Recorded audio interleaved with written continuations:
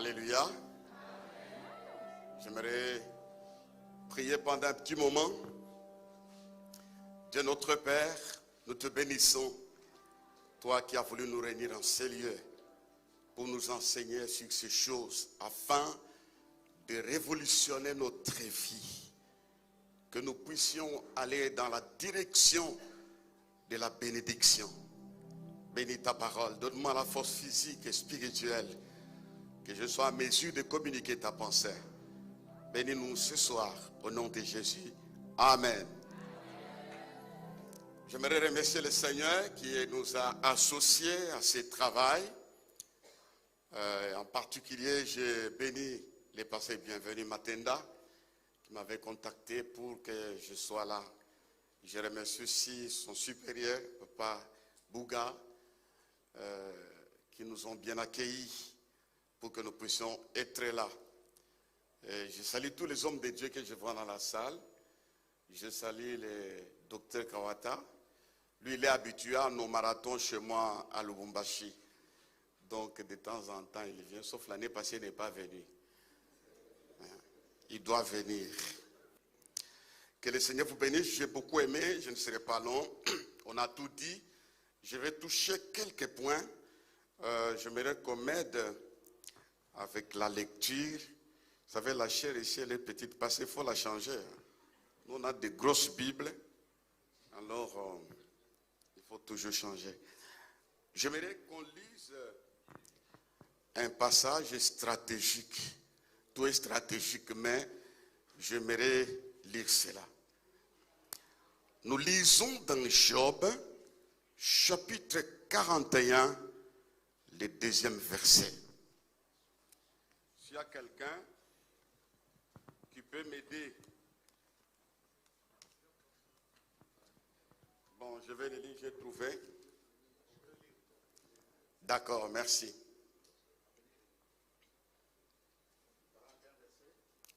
Deuxième verset. Et puis quelqu'un va lire Luc, chapitre 7, verset 1. Et le 3e passage, c'est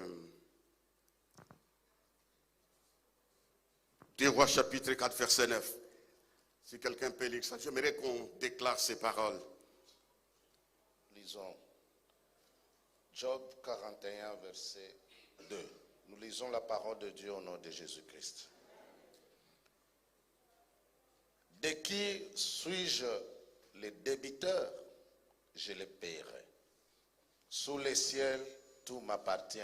Amen. J'aimerais que j'appuie cela. De qui suis-je le débiteur? Je le paierai. Sous les ciels, tout m'appartient. J'aimerais qu'on acclame celui...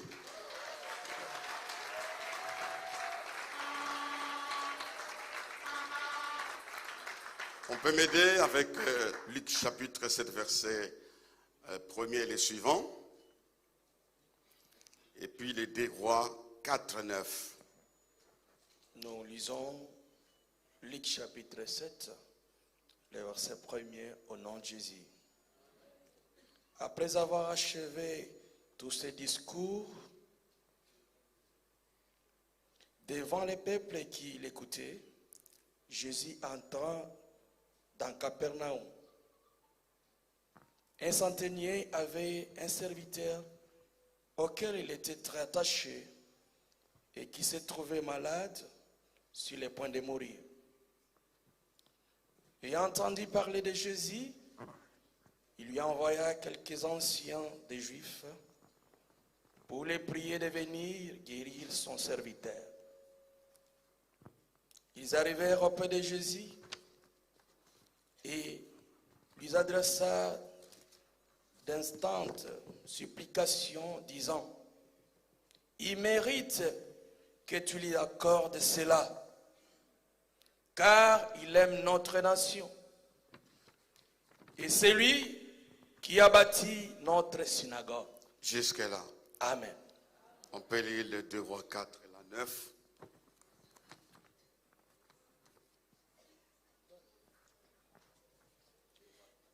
Deux Rois. Le verset 8. Le verset 8. 2 Rois 4, verset 8. Nous lisons au nom de Jésus. Un jour, Élisée passait par Sunem. Il y avait là une femme de distinction qui le pressa d'accepter à manger, et toutes les fois qu'il passait, il se rendait chez elle pour manger. Elle dit à son mari, Faisons. Oui, continue. voici, je sais que cet homme qui passe toujours chez nous est un saint homme de Dieu. Faisons une petite chambre haute avec des murs et mettons-y pour lui un lit. Merci, jusque-là. Amen. Quelque part, le verset 14, il est dit, que faire pour elle? Nous acclamons la parole.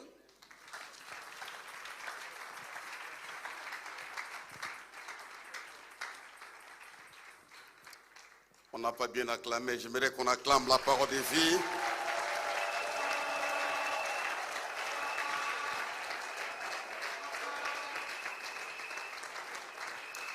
Merci. Dieu pose la question, de qui suis-je débiteur? Il répond, je les paierai. C'est une question posée aux investisseurs du royaume. De qui suis-je débiteur? Moi, Dieu, je les paierai. Les jours où Dieu va te payer, tout le quartier saura que Dieu l'a payé.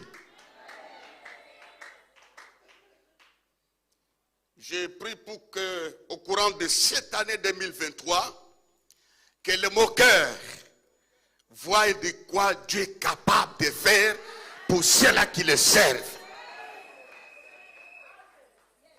Que cette année soit une année de récompense à cause de tes actes.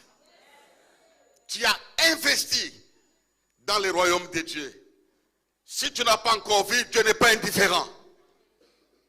Tu le verras et tu le toucheras. Je le paierai. C'est le mot clé de ces versets ici. Bien-aimé dans le Seigneur, je n'ai jamais vu un bon payeur comme Dieu. Non, donnez-moi un amen bien. Je n'ai jamais vu un bon père comme Dieu. Dieu il te paye avec beaucoup de rappels. Dieu va te payer, toi qui as toujours donné l'argent au Seigneur.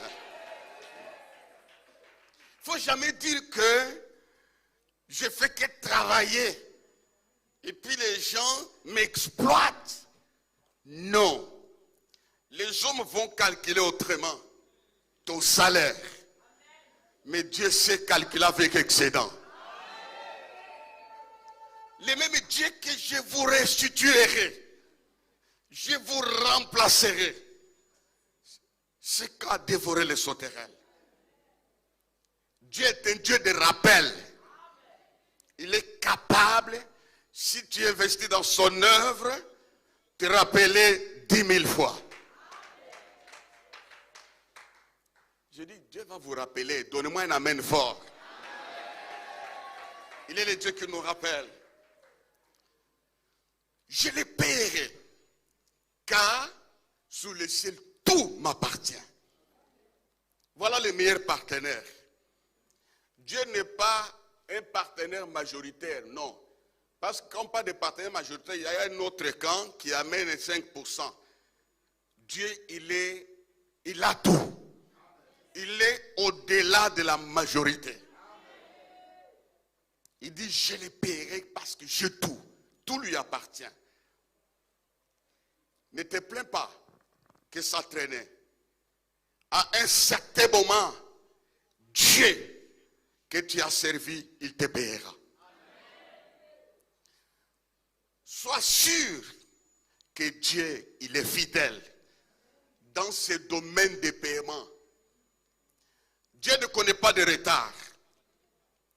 Dieu ne dévalue pas. Quand il décide de te faire du bien, même tes ennemis verront que Dieu t'a fait du bien. le mot investir dans l'œuvre de Dieu est à notre faveur.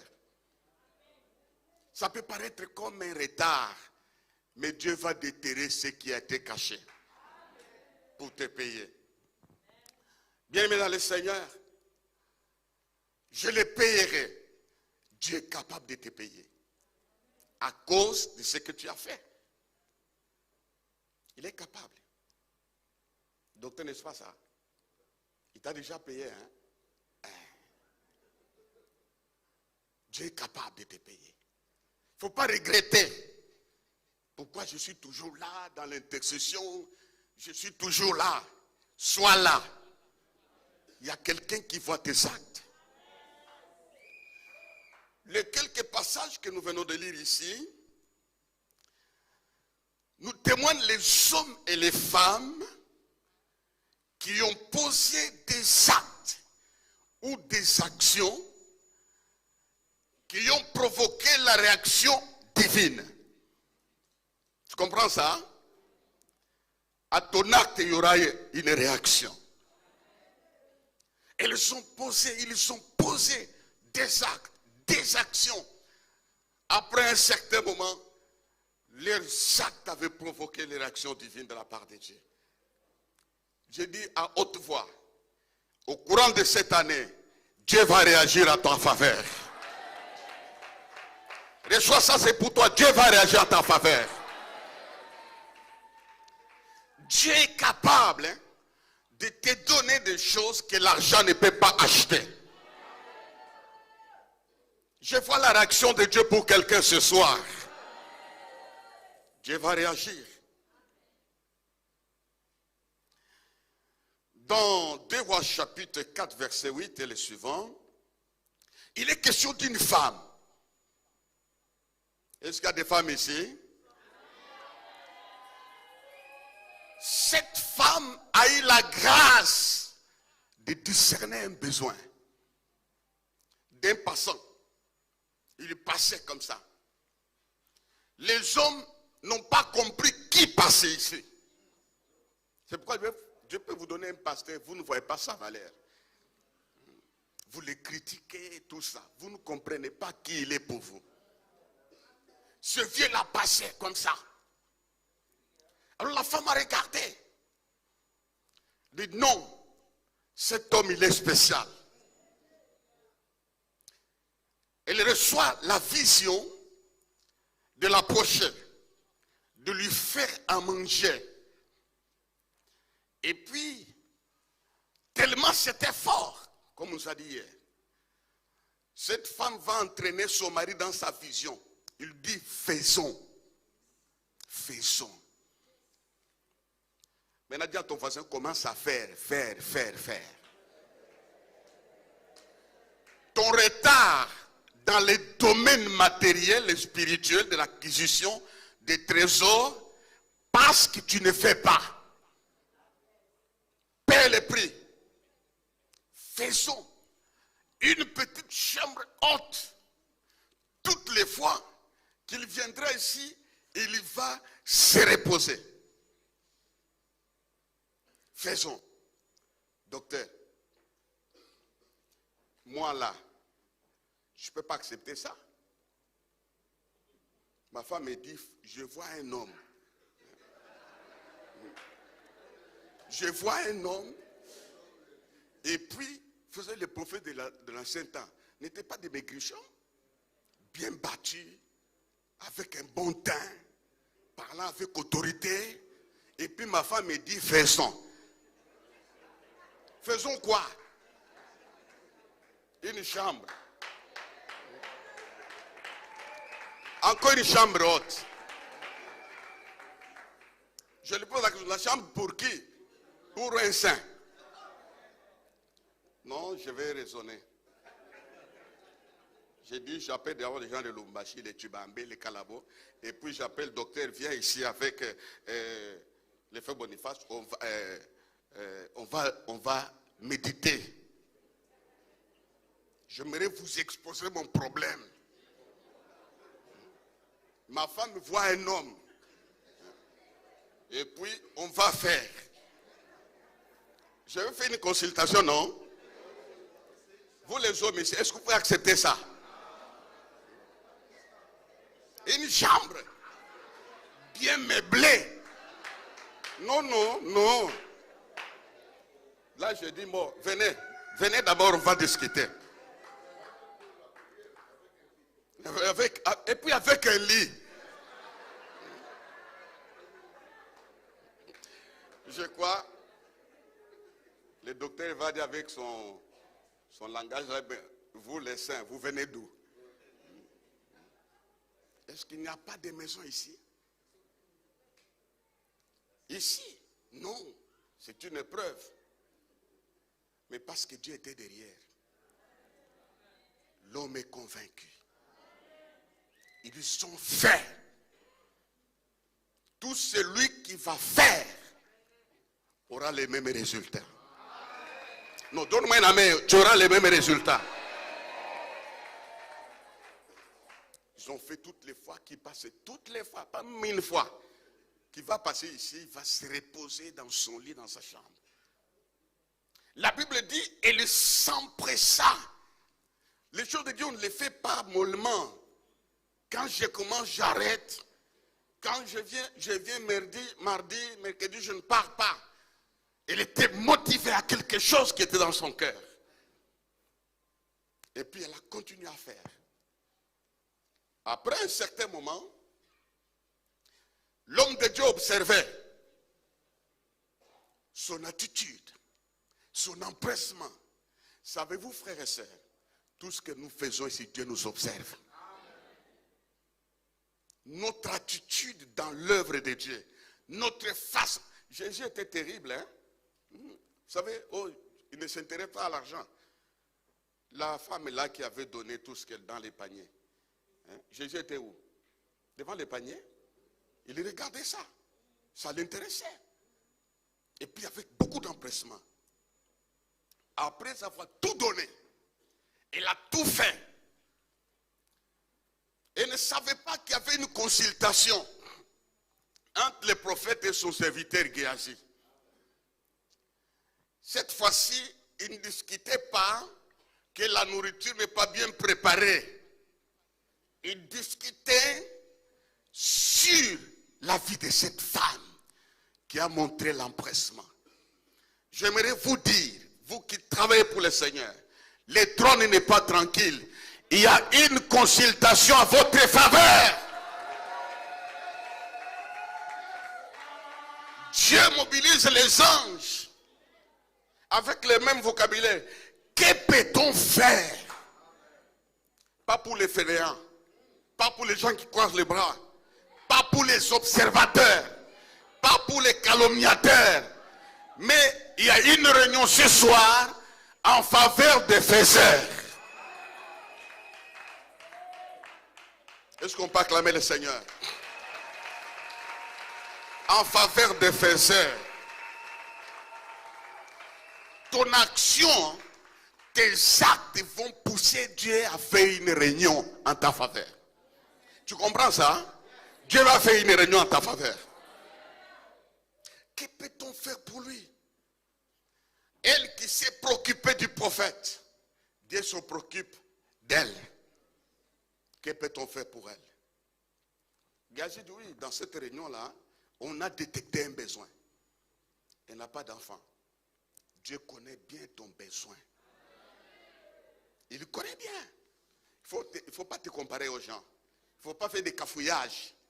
Ton poste est toujours là. Ton mariage est toujours là. Ton accouchement est toujours là. Dieu connaît ton besoin. Et puis Géasi, comme il était un peu incrédule là, il dit, bon, son mari est vieux. Dans cette démarche de restaurer la femme, Géasi va être négatif. Il faut éloigner les gens là qui vous découragent. Qui ne voient pas la solution, ils voient que le problème. Il est vieux, il ne fonctionne pas. Qui t'a dit ça? Quand Dieu est là, tout fonctionne, non? Je déclare que ce qui a cessé de couler va couler. Ce qui a cessé de fonctionner va fonctionner. Les prophètes ne les suivent pas. Ils ne répondent pas à cette question-là. À cette même époque, tu embrasseras un fils.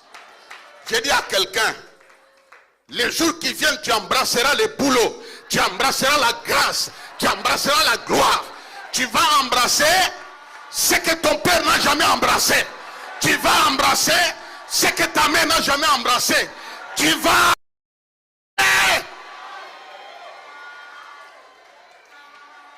À cette même époque, je suis venu dire à quelqu'un, un faiseur, Dieu a décidé de changer les époques. L'époque de pleurs passera. L'époque d'humiliation passera. L'époque de dénigrement passera.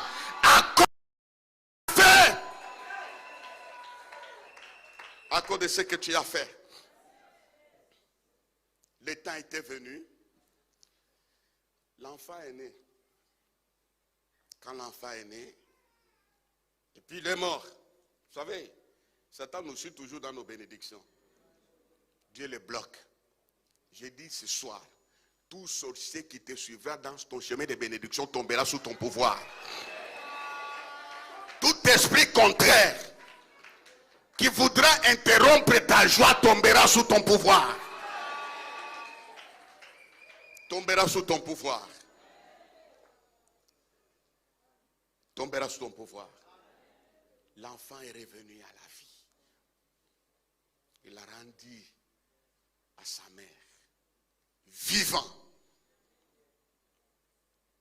Dieu va vous rendre les choses que l'ennemi a volées. Nous avons pourquoi tout ça? Cette résurrection est attribuée à quoi? D'abord, l'esprit de stérilité cassé. De deux, l'enfant qui est mort est ressuscité. Comment? Il y a un processus. C'est à cause de ses actions. Dieu est capable de les faire. Il est capable de continuer à faire ça, à poser des actes. Il y a la veuve de Sarepta, que vous connaissez son histoire. Cet homme-là qui voulait dire, fais-moi d'abord à moi. Parce que les prophètes connaissaient la notion de priorité. C'est Dieu qui est notre priorité. Tout lui appartient. Alors quand nous continuons à poser des actes pour investir, nous provoquons la réaction divine. Nous provoquons la réaction divine. J'aimerais qu'on l'acclame.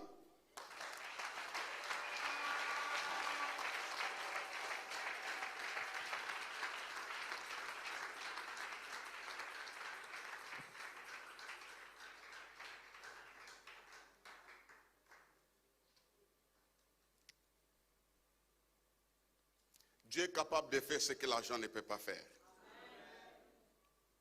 Que faire pour elle à cette même époque? Pourquoi? Parce qu'elle avait montré ses actions à cette femme. Un jour, j'étais à Lubumbashi.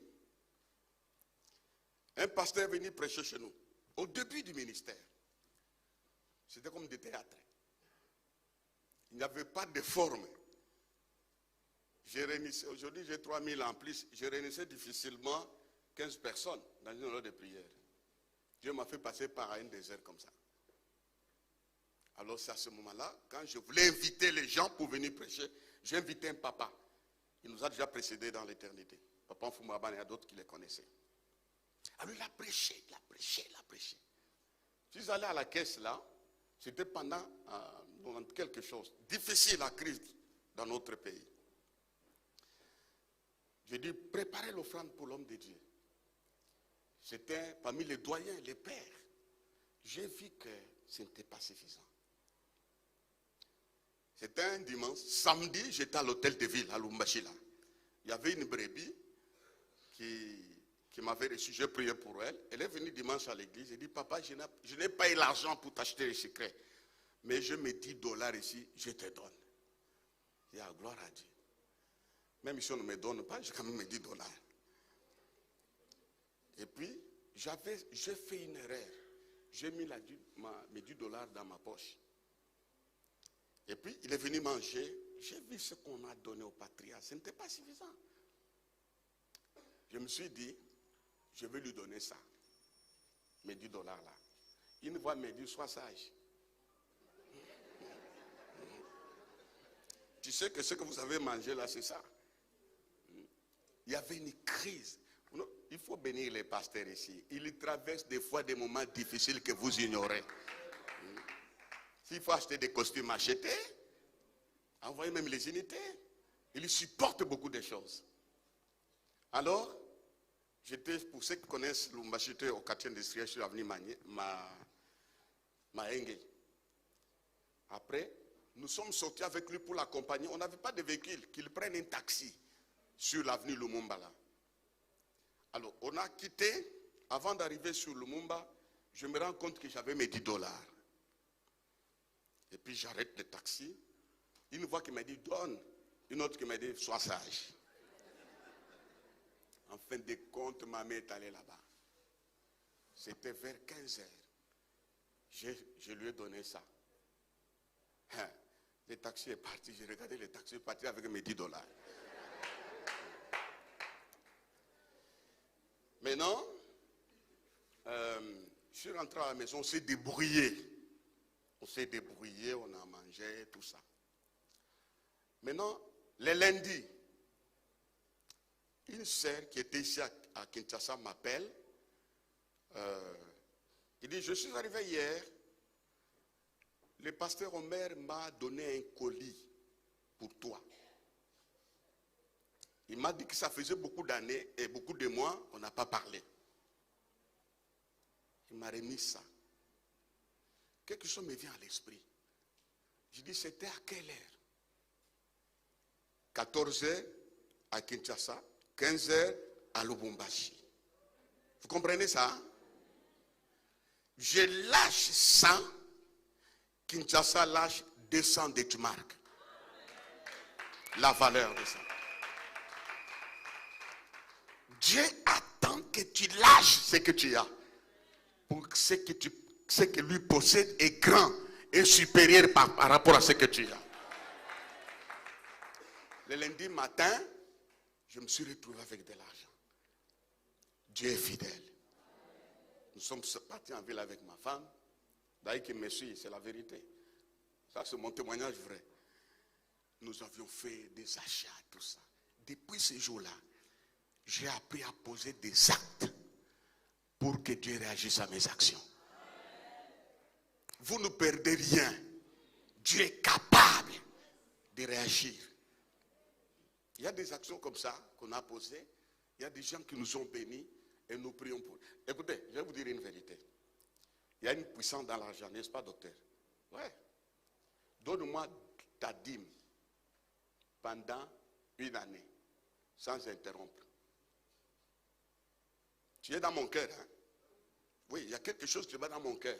Je peux tourner dans les prières, mais te dire, me parle dans mon cœur, souviens-toi de celui qui a donné. Il y a quelque chose qui se passe qui est lié à toi.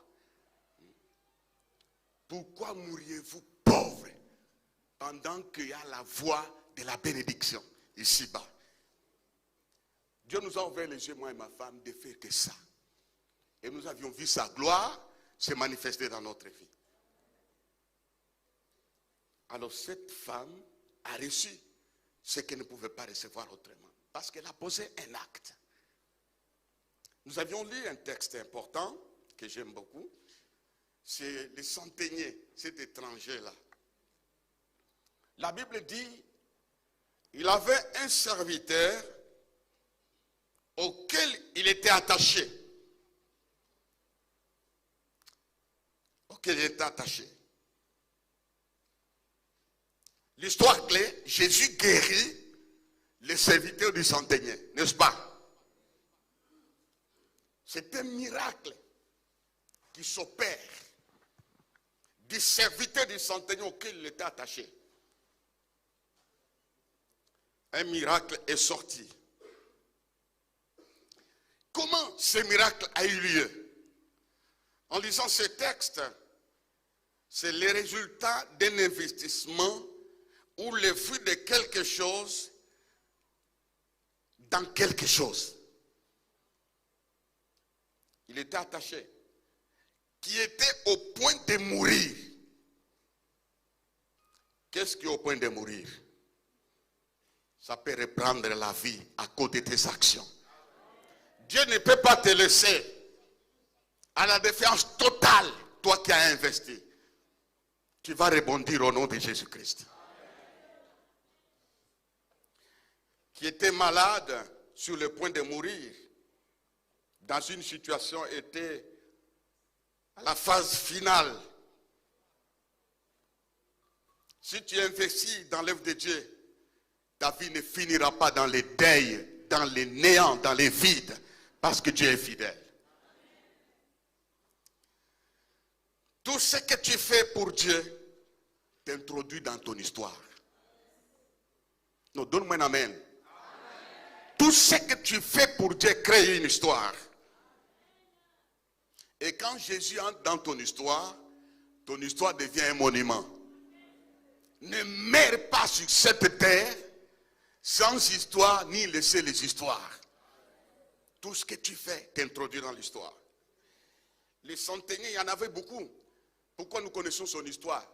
C'est parce qu'il avait posé des actes. On ne peut ignorer ton nom.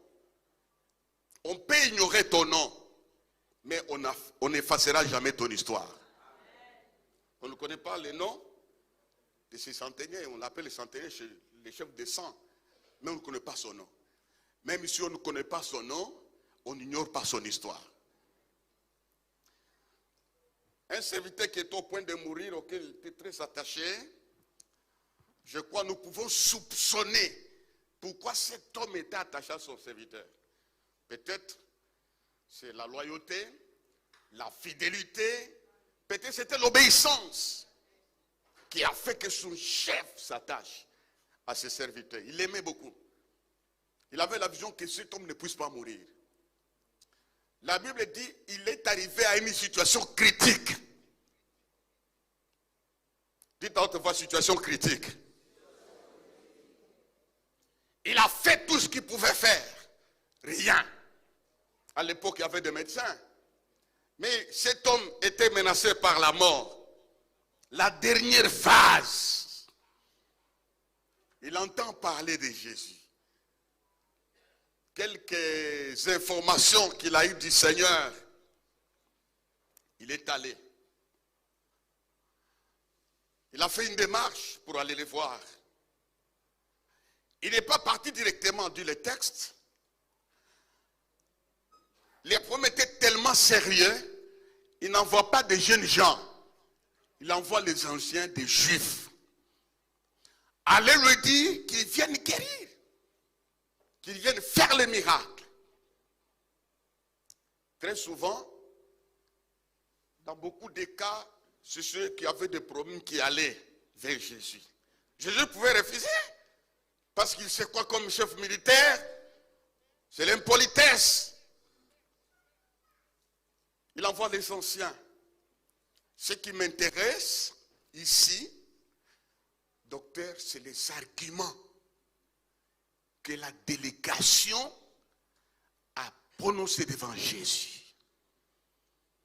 Tu as quel argument pour que Dieu fasse quelque chose? Il arrive des prières que nous faisons avec argument. Souviens-toi, comme les Zacharie là, les Ézéchias là, c'est moi qui ai fait ça. Et Dieu voit ce qu'il a fait. Pendant que nous sommes en train de vivre, nous sommes au mois de janvier, préparons la liste des arguments. La liste est de... C'est la base des données que nous présenterons au maître. Non mais c'est que j'ai fait toutes ces choses, souviens-toi. Tu as regardé quoi? Ils sont arrivés, ils ont dit, maître, il aime notre nation. Voilà un homme équilibré qui aime la nation. Il y a des gens, des chrétiens qui ingérient le Congo à tout moment. Ces pays ici, il faut les vendre. Vendre chez qui? On ne comprend rien. Il aime la nation. Hein? Toi, tu vas souvent en Israël. Est-ce qu'ils ne font pas de bêtises? Ce peuple-là, ils ont des gaffes et des gaffes. Mais ils aiment leur nation. Ils aiment la nation. Ça a frappé Jésus. Et puis, il s'est passé. Deuxième argument. C'est lui. Là où se passent des miracles là, là où les boiteux se lèvent là, là où on annonce la parole là, là où il y a la vie là, cette histoire là, c'est lui. Dis, cette année 2023, c'est ma sortie, Loba Nini. Dis, cette année 2023,